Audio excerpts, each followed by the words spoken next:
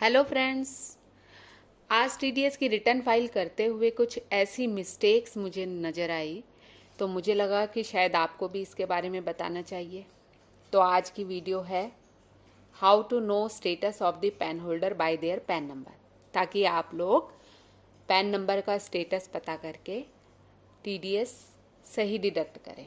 आप लोगों को सेक्शन तो पता ही है 194C का, जिसमें कि इंडिविजुअल एंड एचयूएफ का 1% टीडीएस डिडक्ट करना होता है and other than individual and HUF का 2% डिडक्ट करना होता है। तो आज मैं आपके लिए इस वीडियो में यही जानकारी लेके आई हूँ। तो इस वीडियो को आप प्लीज़ लास्ट तक ज़रूर देखें, क्योंकि लास्ट में आपको बहुत इंपॉर्टेंट जानकारी मिलने वाली है पैन एंड आधार से रिलेटेड। और मेरे चैनल को लाइक, शेयर एंड सब्सक्राइब करना बिल्कुल भी ना भूलें। पैन नंबर के 4th कैरेक्टर से आप लोग पेन होल्डर का स्टेटस जान सकते हो।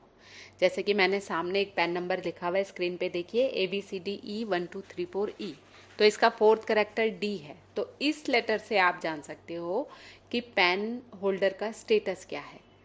तो देखिए, अगर 4th कैरेक्टर है P, तो P का मतलब है P स्टैंड फॉर इंडिविजुअल यानी पर्सन। अगर 4th कैरेक्टर C है तो उसका मतलब है कंपनी। अगर 4th कैरेक्टर H है, इट्स मीन कि वो पेन किससे रिलेट करता है, HUF से। अगर A है 4th कैरेक्टर तो उसका मतलब एसोसिएशन ऑफ पर्सन।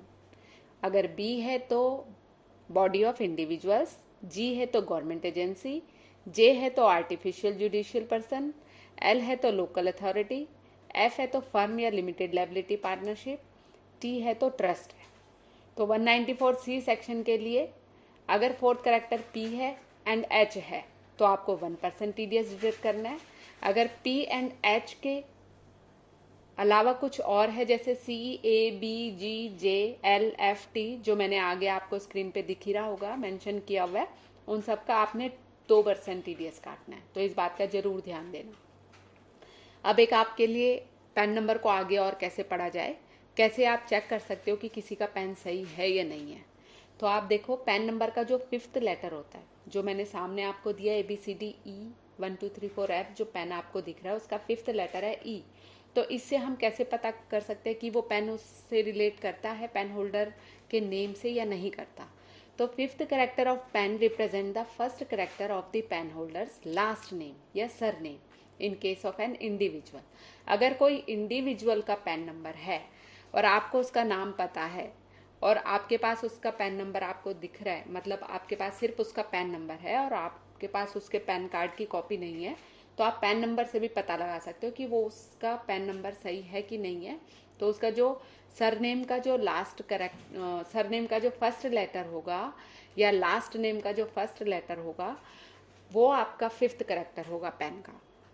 और अगर वो नॉन इंडिविजुअल पेन होल्डर है तो 5th कैरेक्टर रिप्रेजेंट करता है the first character of PAN holder का नाम। जैसे कोई किसी कंपनी के नाम से है, मानो KG इंटरनेशनल है, तो उसका 5th कैरेक्टर जो है K होगा। ठीक है। तो आई होप, मुझे लगता है कि आपको पेन का तो पता चल ही गया होगा ना, कैसे पेन नंबर को हम रीड कर सकते हैं। फिर आगे अब आधार और पैन से रिलेटेड बता रही हूँ मैं, कि जो लोग तो अपने प्रोफेशनल से अपनी ITR भरवाते हैं तो वो तो ठीक है, उनके प्रोफेशनल्स ने लिंक कर दिए होंगे। या कई लोग हैं जिनके अकाउंट बैंक में है, वहाँ भी ज़रूरी है पैन और आधार लिंक करना, बैंक वालों ने भी ये KYC करते वक्त ज़रूर किया। बट कुछ लोग ऐसे हैं जो रिटर्न ही नहीं भरते, जिनके पास पैन नंबर हैं लेकिन वो रिटर्न नहीं भरते हैं, तो उनके लिए थोड़ी सी दिक्कत है। तो इसमें मैंने लिखा हुआ है, the CBDT vide notification number 17/2022 dated 29 March 2022 has amend rule 114 to prescribe the fees to be levied if Aadhaar is not linked with PAN. As per rule 114(5)A, if a person intimates his Aadhaar number after the due date, तो वो due date क्या थी, वो due date थी 31 मार्च 2022, जो कि निकल चुकी है। Then he shall be liable to pay a fee of ₹500 तक की फीस लगेगी। अगर आपने 1 अप्रैल 22 से 30 जून 22 तक के बीच में अगर आपने लिंक कर दिया अपने आधार को, तो ₹500 की फीस आपको जमा करानी पड़ेगी। और अगर आपने 30 जून के बाद किया है, यानी 30 जून 22 से अगर 31 मार्च 23 तक आप करते हो तो आपको 1000 रुपये की फीस पड़ेगी लिंक करने की। और ये लिंक आपको बहुत ही ज़रूरी है करवाना, क्योंकि अगर आपने ये लिंक नहीं कराए तो या तो आपका पैन जो है वो इनएक्टिव हो सकता है, आप रिटर्न फाइल नहीं कर पाओगे, तो आपको पैन का प्रोसीजर दोबारा चालू करना पड़ेगा। तो हो सकता है आपकी रिटर्न लेट हो जाए, आपकी रिटर्न में पेनल्टी भी लग सकती है 5-10 हज़ार रुपये की, उसके भी अलग प्रोविजंस हैं। तो इसलिए आपको अपना पैन आधार से ज़रूर लिंक कराना है अगर वो रह गया लिंक कराने से। And how to link Aadhaar number with PAN? The following modes have been prescribed to link Aadhaar number with PAN.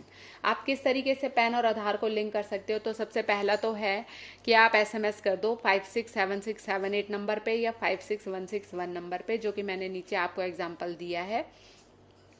UID pan आपने लिखना है उस SMS में, UID पैन, उसके बाद स्पेस 1 2 3 4 5 6, ये जो आपको डिजिट दिख रही है ये आधार नंबर आपको लिखना है, फिर स्पेस देना है और फिर आपका पैन नंबर लिखना है और आपको SMS कर देना, आपका आधार आपके पैन से लिंक हो जाएगा।